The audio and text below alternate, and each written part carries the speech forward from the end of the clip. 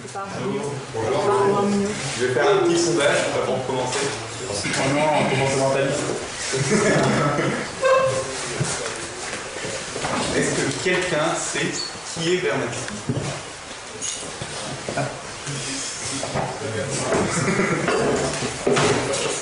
Surtout quand vous ne connaissez pas. La personne sait. Un vieux parce qu'en fait, quand je lisais la biosphère avec mon ami Sébastien, je me suis posé la question, mais au fait, c'est qui ce type? Parce qu'en fait, on ne sait rien de lui. Et effectivement, on ne sait pas grand-chose de ce monsieur. Vous pouvez vérifier vous-même, vous pouvez même aller sur Wikipédia si vous voulez, mais même là, ils ont été énormément fainéants. Tout ce qu'on sait de lui sur Wikipédia, on ne sait même pas sa date de naissance ni quand il est mort, tout ce qu'on sait, c'est que ce monsieur s'est battu contre la déforestation. Alors ça nous avance bien. En fait, je suis allé voir dans des bibliothèques pour aussi trouver une biographie exhaustive de ce monsieur, et là, rien. Que dalle, pareil. Ça m'a un petit peu étonné aussi. Donc j'ai dû faire avec ce que j'avais, à savoir ce que ce livre nous disait de lui, ce qui est déjà pas mal. Et en fait, ce qui m'a surtout étonné, alors que je ne pensais pas du tout que j'arriverais à ça quand j'ai commencé à étudier ce monsieur, c'est que dans sa vie, c'est ce qui me frappe, c'est pas tellement le côté scientifique. Bien sûr, c'est un grand scientifique, mais c'est surtout le côté politique du personnage. Parce que l'image qu'on a toujours un petit peu dans cette société, donc nous-mêmes, à propos du scientifique, c'est qu'on a un peu l'image d'un gars qui est dans sa tour d'ivoire ou dans son laboratoire tout le temps, qui va à la limite en sortir pour chercher des financements, qui se coiffe le matin avec un pétard et qui ne sait pas du tout se débrouiller dans la vie. Quant à faire de la politique, je ne pensais même pas. Bah là, non. Bizarrement, on pourrait dire que le politique est peut-être le premier par rapport au scientifique. En fait, ça a commencé même pour lui assez tôt. En fait, là, dès 18 ans, quand il entre à la faculté de sciences naturelles et de physique et de mathématiques de Saint-Pétersbourg en 1881, il commence à être en rapport avec le grand scientifique Mendeleïev, qui était lui-même assez politique, vu qu'il va se faire évincer du poste de président de l'Académie impériale des sciences par le ministre de l'éducation russe de l'époque, le fameux Tolstoï. Vernadsky, à l'époque, est membre lui-même d'une fraternité qui s'appelle le Bratstvo, qui veut dire fraternité d'ailleurs, et qui est une réunion de jeunes politiques qui battent pour transformer la Russie tsariste, parce qu'on est à l'époque des tsars, du goulag, du servage, etc., en pays constitutionnel et démocratique. Ce qui est particulièrement dur à son époque de se réunir de cette manière-là, parce que la police tsariste a à l'époque le droit de pénétrer dans les facs pour disperser les groupes de discussion d'étudiants. Je ne sais pas si vous imaginez, vous êtes à la fac ou au lycée en train de discuter avec vos potes. Bon, aujourd'hui, vu les sujets de discussion, ce ne serait pas forcément dangereux, évidemment, mais allez. Mais imaginez, je sais pas, vous parlez, vous avez lu le dernier texte de Lyndon LaRouche et vous parlez de changer le système financier international, le système d'usure en système de crédit productif public.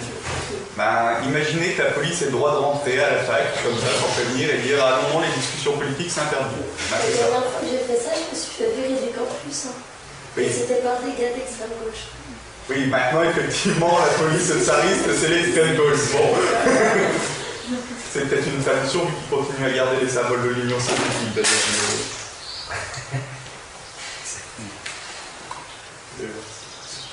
Ben, à l'époque, c'était un peu dans ce coup-là ce qui se passait. Et ben de fait, ce monsieur qui était déjà assez chiant pour les autorités à l'époque, ben, il va continuer. Il ose. Ouais. Tu parles de Mendeleïev Vernadsky. Il va fonder au début des années 1900 un syndicat académique Et surtout, il va réussir à forcer la main quand il sera membre du Conseil d'État en 1906, à d'une loi justement qui interdira la police d'entrer dans les facultés.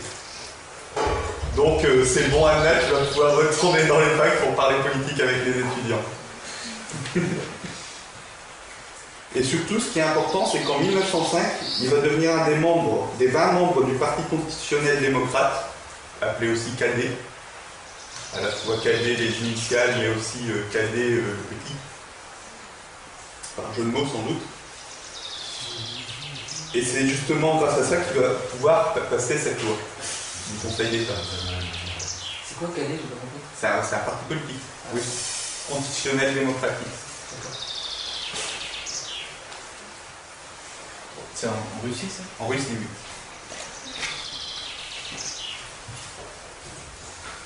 Et on va quand même parler de science, parce que Vernadsky est quand même un grand scientifique. C'est qu'il va surtout aider, et il va surtout pousser pour qu'en 1915 soit mis en place une commission pour l'étude des forces productives naturelles de la Russie.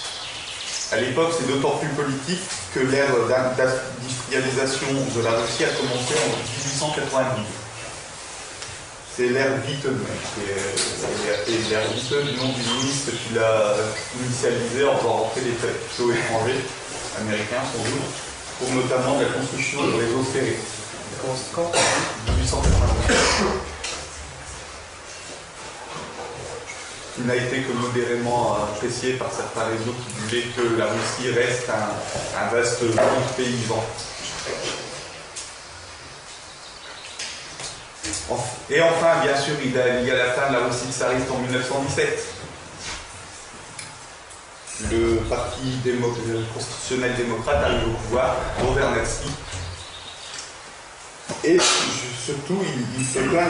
Vernadsky fait plein de propositions de projets de réforme agraire, de développement des institutions scientifiques et des réformes scolaires qui n'aboutiront pas. Bah oui, les cocos, ça arrive en octobre 1917, alors faire des réformes, c'est un peu court.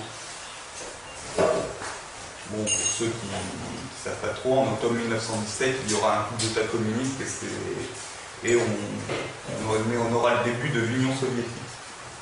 Dans ses propres écrits, Vernadsky parle d'ailleurs non pas de révolution démocratique, mais de coup d'État financé par l'étranger.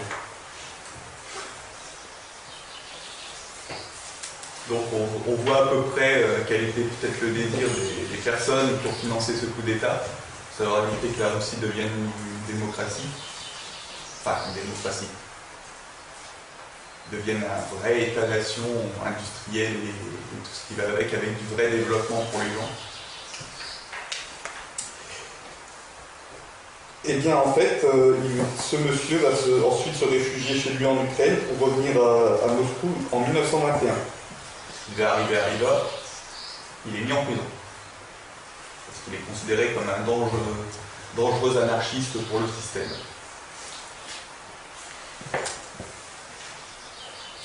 Il est quand même relâché parce qu'on se rend compte assez rapidement que ses connaissances scientifiques peuvent être très utiles pour le régime, étant donné qu'il va créer cette même année l'Institut du Radium. On est en 1921, c'est le début du siècle. En France, on a déjà Marie Curie qui travaille sur la question. Et effectivement, ça va être le début de l'ère nucléaire, d'une certaine manière. En Russie, j'entends.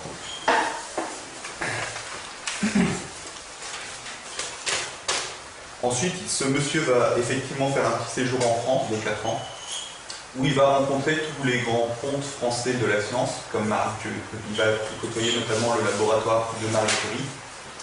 Et notamment, c'est sans doute à cette occasion d'ailleurs qu'il va lire des ouvrages de Claude Bernard, et de Louis Pasteur, dans la mesure où il les cite beaucoup dans la biosphère.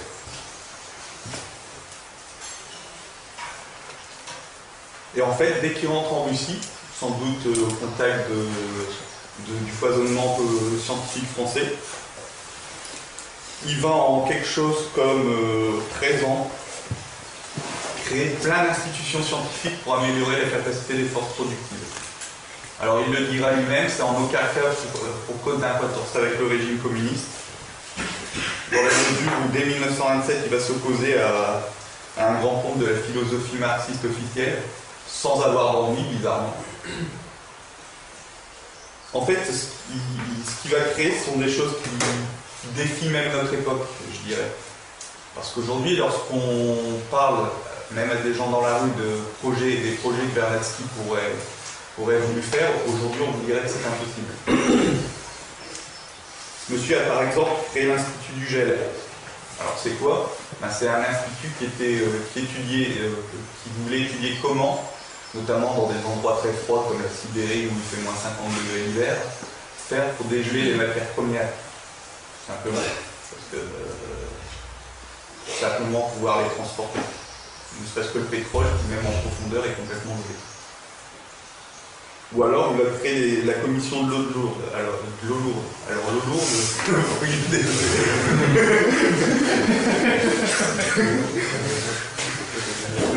l'eau lourde, c'est notamment lié à l'hydrogène qui va servir pour. C'est notamment un des isotopes de l'hydrogène qui est, disons, plus radioactif, dirons-nous aujourd'hui, que les autres. Ce qui va se transformer d'ailleurs en commission des isotopes. Il va aussi créer une commission de l'uranium en 1940. Tout ça, en fait, va servir, notamment à l'effort après-guerre, pour équiper la Russie en nucléaire, en armement, mais aussi en source d'énergie. Bon, l'ironie du sort, c'est que ce monsieur Vernadsky meurt en 1945. C'est-à-dire qu'en gros, tout ce qu'il a entrepris et ce qu'il a commencé, il n'a pas eu le temps d'en voir la réalité, la réalisation. Pourtant, en 1945, il va écrire un écrit qui s'appelle L'autotrophie de l'humanité, où il est extrêmement optimiste sur l'humanité, sur son destin. Maintenant, il y a quelque chose quand même, même en lisant l'introduction, qui en tout cas sur les questions historiques est très bonne, qui m'a chagriné. C'est qu'aujourd'hui, Vernadsky est considéré comme le père fondateur de l'écologie.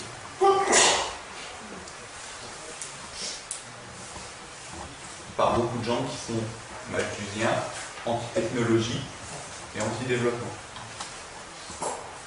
Et c'est là tout le paradoxe, c'est qu'il sert de sa thèse de la biosphère, apparemment sans l'avoir lu, pour donner vie à nos pires cauchemars, je dirais.